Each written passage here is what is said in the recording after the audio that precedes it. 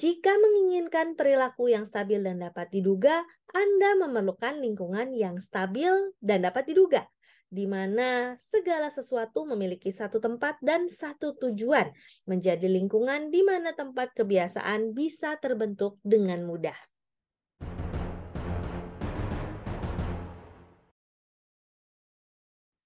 Atomic Habits, perubahan kecil yang memberikan hasil luar biasa, by James Clear. Kaidah pertama, menjadikannya terlihat. Bab ke-6, motivasi dinilai terlalu tinggi. Lingkungan seringkali lebih penting.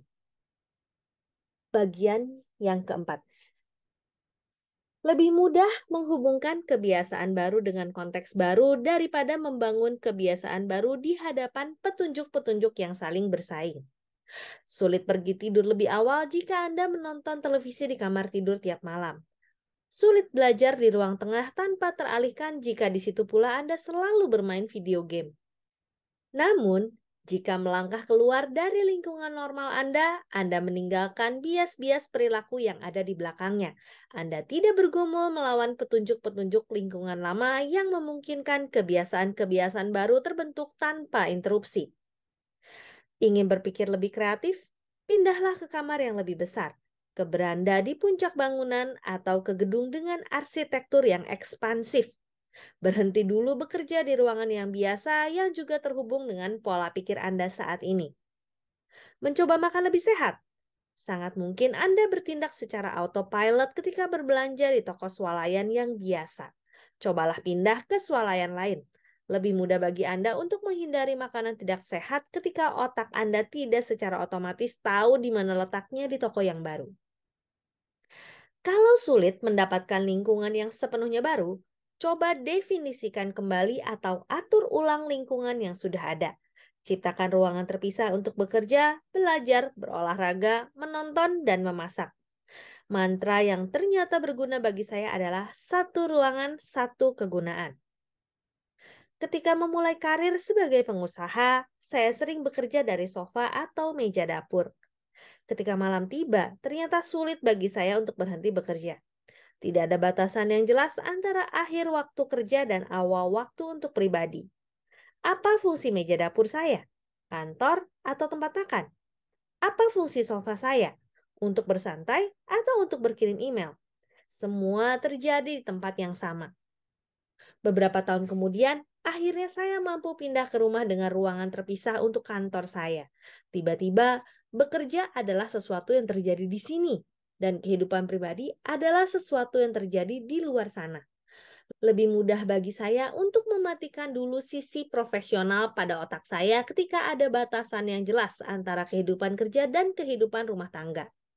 Tiap ruangan memiliki satu kegunaan utama, dapur untuk memasak, kantor untuk bekerja.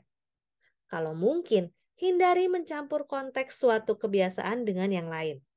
Ketika mulai mencampur adukan konteks, Anda akan mulai mencampur adukan kebiasaan, dan kebiasaan yang lebih mudah biasanya akan menang. Ini satu alasan keserbabisaan teknologi modern memiliki kekuatan dan kelemahan.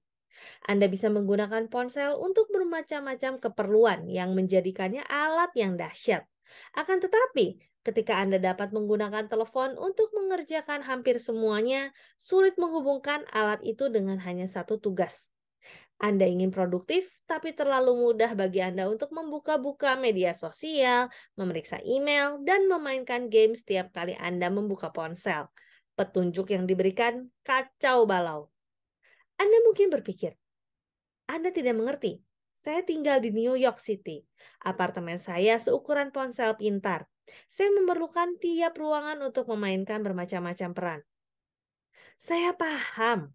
Jika ruangan Anda terbatas, bagilah ruangan itu menjadi beberapa kawasan kegiatan. Kursi untuk membaca, meja tulis untuk menulis, meja untuk makan. Anda bisa melakukan hal yang sama dengan ruang digital Anda.